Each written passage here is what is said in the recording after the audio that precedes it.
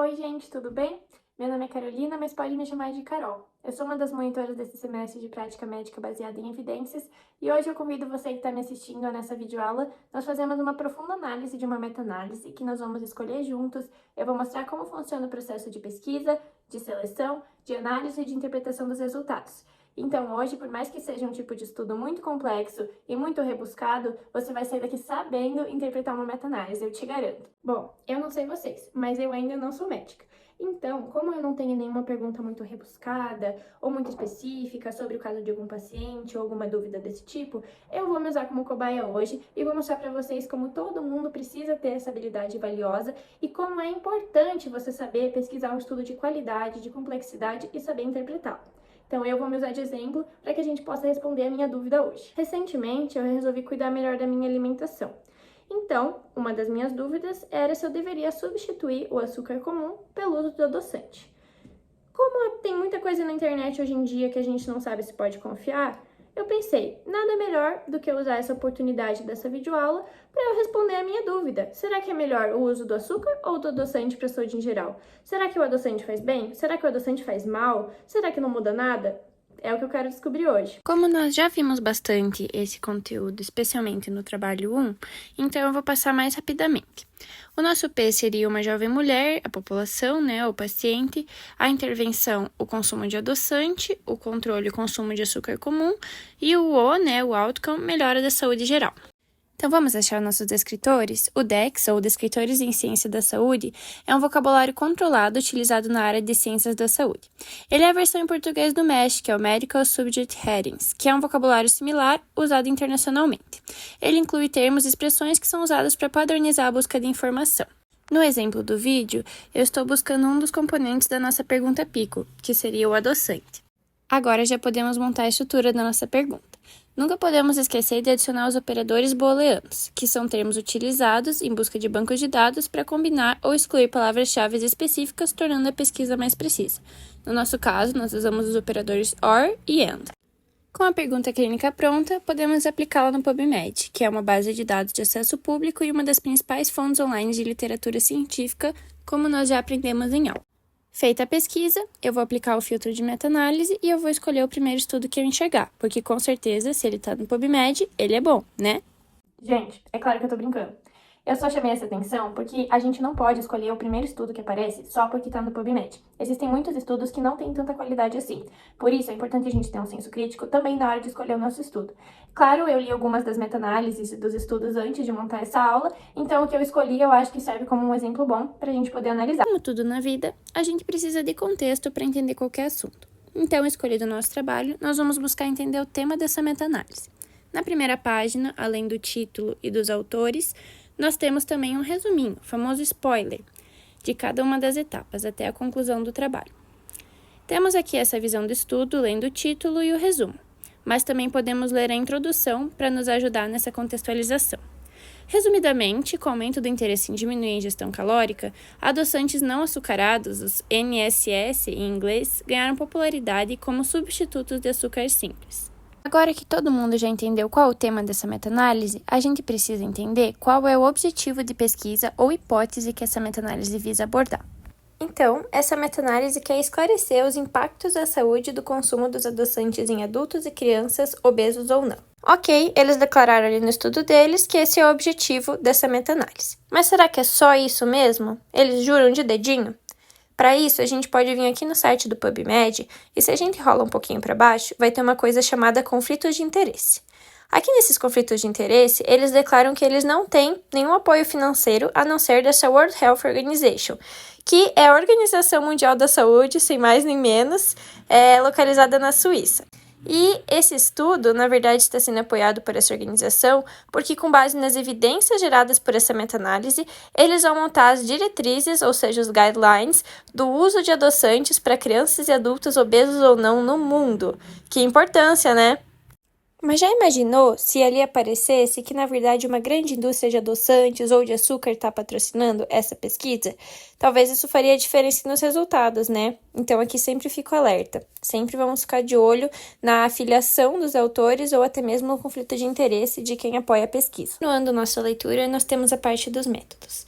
Essa parte aqui da meta-análise é uma parte mais burocrática, digamos assim, em que eles especificam quais foram os critérios de inclusão, de exclusão, e aqui embaixo, se a gente rolar um pouco para baixo, nós temos a tabela Prisma, que é uma espécie de fluxograma que nos mostra, desde ali no início, quantos estudos foram selecionados e após cada triagem, quantos foram ficando, e especifica um pouco melhor, de uma maneira mais visual, quais foram os critérios para que os textos fossem excluídos, deixando no final um total de 56 artigos incluídos nessa meta-análise. A avaliação do risco de viés foi conduzida por 2 revisores de forma independente e os desacordos eram discutidos com um terceiro autor. Na avaliação do risco de viés em ensaios clínicos randomizados, foi utilizado um instrumento de viés da Cochrane. Para ensaios clínicos não randomizados, foi empregada a ferramenta Robbins-E, que é o risco de viés em estudos não randomizados de intervenções. Revisando, o termo viés de disseminação refere-se à possibilidade de que estudos com resultados estatisticamente significativos sejam mais propensos a serem publicados e, consequentemente, provavelmente incluídos em meta-análises. Isso é porque, geralmente, os autores têm uma prioridade a publicar estudos com resultados positivos ou impactantes. Como isso pode levar a conclusões errôneas sobre a eficácia de uma intervenção, para avaliar esse viés, os pesquisadores geralmente utilizam métodos como a criação de gráficos em funil, ou seja, os funnel plots, que vão visualizar a assimetria nos dados e ajudam a identificar a possível existência de um viés. Quando se trata dos componentes de um funnel plot, o eixo vertical, ou seja, do Y, geralmente representa o tamanho do efeito estimado em cada estudo individual. Ou seja, estudos com efeitos maiores são representados mais para cima no eixo, enquanto estudos com efeitos menores ficam mais abaixo do eixo. A horizontal representa a precisão estatística de cada estudo, frequentemente medida pelo erro padrão. Estudos mais precisos, ou seja, com menor variação nos estudos, são representados mais à direita do eixo, enquanto estudos menos precisos estão mais à esquerda. No contexto de um funnel plot, o intervalo de confiança muitas vezes é representado como linhas diagonais que se estendem a partir do ponto do estudo, e elas indicam o intervalo de confiança ao redor da estimativa do estudo, essas linhas aqui. A linha de efeito geral, ou overall effect, é a linha que representa a média ponderada dos estudos incluídos numa meta-análise. Ela é calculada com base nos resultados dos estudos individuais, geralmente utilizando uma média ponderada, onde estudos com maior precisão, ou seja, tamanho de amostra maior, têm mais peso na determinação da linha. Se os estudos estão distribuídos simetricamente ao redor da linha de efeito geral, sugere que não há viés de publicação. Por outro lado, se houver assimetria, indica a presença de viés. Como aparece na leitura íntegra do próprio texto, os autores estavam planejando criar os funnel plots quando houvessem dados de 10 ou mais estudos disponíveis para avaliar a probabilidade de viés. No entanto, uma análise detalhada do viés de disseminação não foi possível nesse estudo, uma vez que nenhuma das meta-análises incluiu 10 estudos ou mais. Para avaliar a certeza, a qualidade das evidências, os autores utilizaram a famosa abordagem GRADE e classificaram em 4 categorias: alto, moderado, baixo e muito baixo. A avaliação de cada um dos resultados foi documentado nos arquivos suplementares e depois eles colocaram no software Grade Pro GTT para compilar os perfis de evidência. Continuando nossa leitura, agora vamos aos resultados. O forest plot, ou gráfico de floresta, é uma representação visual utilizada em meta-análises para exibir os resultados de estudos individuais, bem como a estimativa global do efeito. Essa é uma ferramenta crucial para apresentar visualmente os resultados de uma meta-análise, permitindo uma rápida interpretação da consistência e magnitude dos efeitos em estudos individuais e na análise global. Nessa meta-análise estão apresentados os gráficos de floresta, os forest plots, de diversos desfechos de interesse, como esse, por exemplo, que nos mostra os efeitos do uso de adoçante no ganho de peso em adultos. Em relação aos componentes de forest plot, nós temos aqui no meio a linha do efeito nulo, ou linha vertical de nulidade. Essa linha representa nenhum efeito, ou seja, nenhuma diferença entre os grupos. Se a linha vertical cruzar a linha do intervalo de confiança, pode indicar que o efeito não é estatisticamente significativo. Cada linha horizontal representa um estudo individual. A posição horizontal da linha indica o intervalo de confiança para a estimativa do efeito no estudo. Um ponto no centro de cada linha horizontal representa a estimativa do efeito no estudo. Pode ser uma média ponderada, odds ratio, risco relativo. O nome ou identificador do estudo está listado ao lado de cada linha horizontal. E a linha vertical de resultado global é a linha que nos mostra a estimativa global do efeito, muitas vezes calculada justamente através da meta-análise. Essa linha é frequentemente apresentada como losango, para ajudar na visualização. O losango no centro do gráfico representa a estimativa global do efeito e seu intervalo de confiança.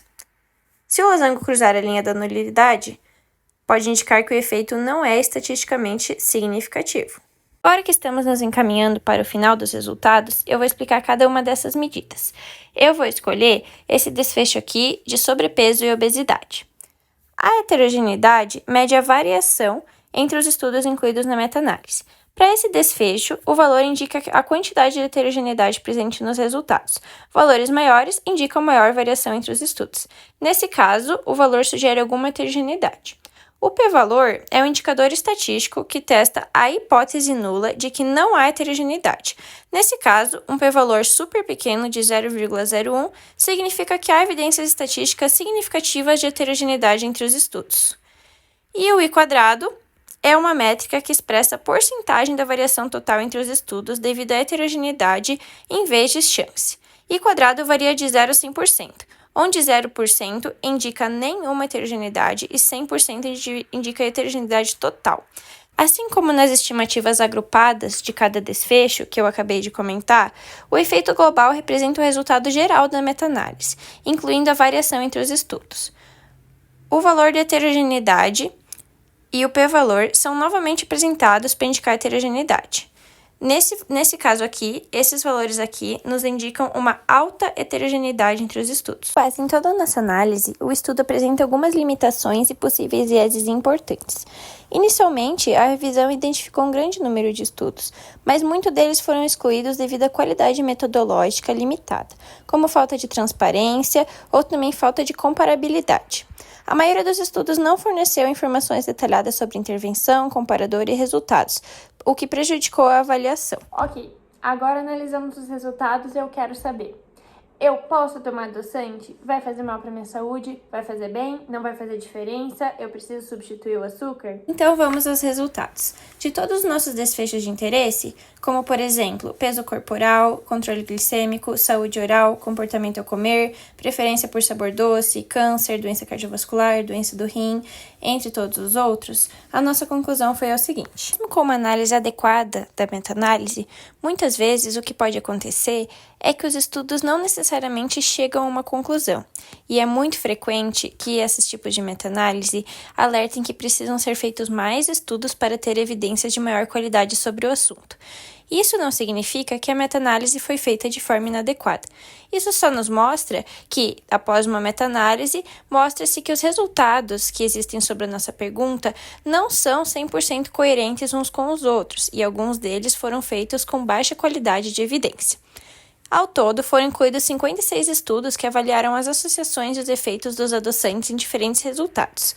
Para a maioria deles, não parece haver diferença nenhuma entre o consumo de adoçante ou a ausência de consumo, ou entre diferentes doses de adoçantes. Também não foram observadas evidências de benefícios à saúde, e possíveis danos também nem puderam ser excluídos. A certeza das evidências incluídas variou de muito baixa a moderada, limitando nossa confiança nas estimativas de efeito. Ou seja, a resposta da minha pergunta é que ainda não existe resposta. Se restou alguma dúvida ou se surgiu alguma dúvida durante o vídeo, por favor, me procurem, eu estou 100% à disposição e vou tentar ajudá-los no que eu puder, tá bom? Bons estudos, abraço!